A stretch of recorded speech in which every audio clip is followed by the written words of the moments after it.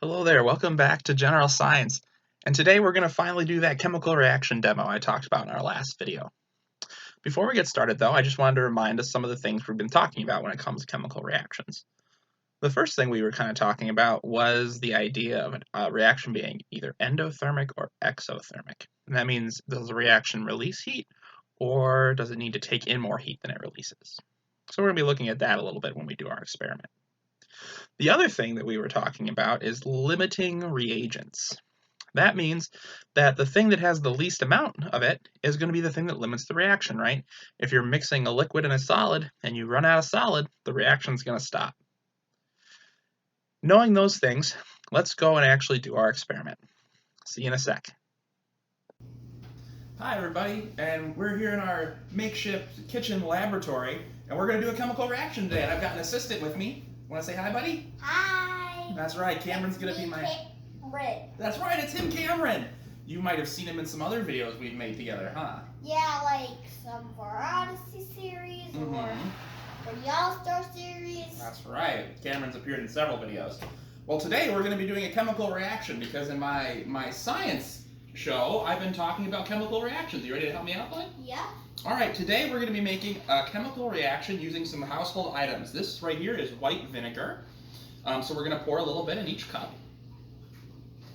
There we go. A little bit more. Okay, and then Cameron, you get to do the fun part. What is that? I'll show you. Okay, so, stinky. Can you smell it? Yeah. Yeah, it stinks a little bit, huh? Okay, so this is a common chemical reaction. It's baking soda and vinegar. Okay, so what we're going to do is I'm going to give you a spoon with some baking soda on it, and then you're going to put it in one of these glasses, and we're going to see what happens, okay? Why can't we do both of them? Well, we are going to do both of them, but we're going to do one at a time.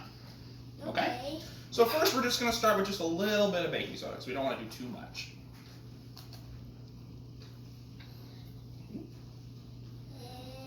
All right, can you put that baking soda in that right there? Pour it in there. Whoa, look at that. Ha! What's happening? It's getting all boily. Yeah, it's fizzing. What do you think that is? When it has a bunch of bubbles and they're all popping really quickly. That's right. Can you feel the glass? Did the temperature of the glass change? Is it warm or cold? Well, it's really cool. It's really cold. Let's see. It is kind of cold, isn't it? All right, here's what we're gonna do. All right, so that last one was a little bit more reaction than I thought. So we've got some safety equipment now. So in case we go over the top. You ready for another one? All right, this time we're gonna put even more in. Are you ready? Yeah, bet. Okay, here we go. Let's do 2 of those. No, just one. Just one. 2 would be way too much. Why? Did you see what happened the last time? Yes. Yeah. All right, put it in there. Let's see what happens. All right, back away, back away. Oh. Oh, we just got to the top. Awesome. So, Mr. Man, that's a chemical reaction. Okay? This stuff here, this white powder and our liquid over here are reacting and they're changing. That's what a chemical reaction is. Yeah, I know that. You knew that already? Well, good. I'm glad you came here to be my assistant. Oh, cookies almost ready. That's right. We're making cookies too because we're hungry scientists. Anyways, let's head back over to learn more about chemical reactions. All right, we made it back from our experiment and we did our chemical reaction and we reacted 2 things that I talked about. We reacted white vinegar and we reacted baking soda. Let's get those chemical symbols up here so we can see exactly what we were working with. So here we go, we've got our chemicals up here, okay? Over here is vinegar, and over here is the baking soda.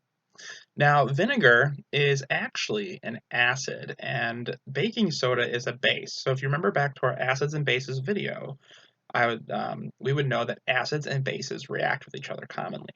So let's see how kind of that works. Hold on just one moment. So what I did here is, what happens is vinegar is actually a liquid, so it kind of can deionize. So here's what vinegar looks like when it's deionized.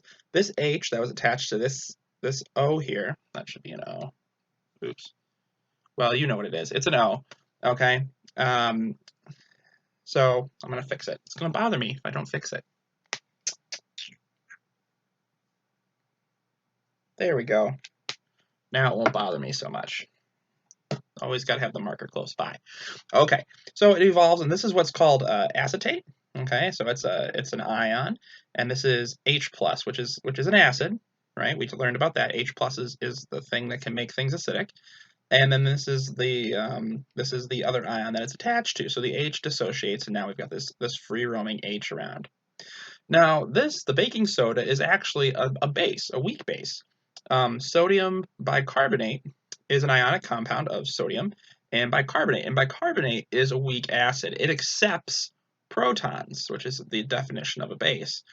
And since this is a proton and this is a proton acceptor, these two things are going to react together in this neutralization reaction. So not only is this just a chemical reaction, it's also a neutralization reaction. Now the nifty thing is that it's not just that either. It can also be seen as a double replacement ionic reaction, right?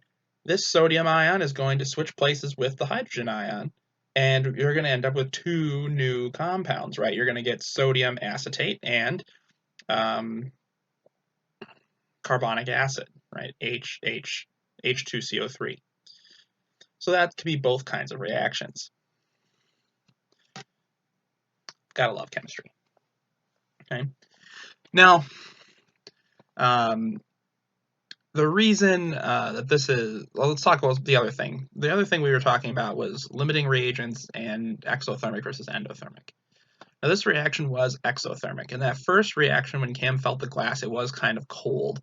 But if you do make enough, right, enough of it, if you put enough reactants together, it does actually exude some heat. So that is an exothermic reaction. Sorry, I did not make enough of it. I didn't really want to make a mess of my kitchen.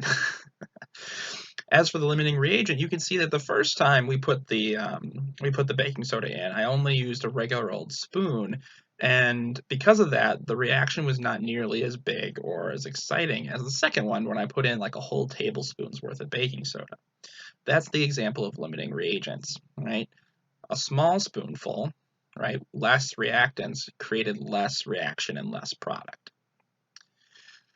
This is going to wrap up our chemistry portion of general science, and the next time we speak, we'll be talking about a new science, physics.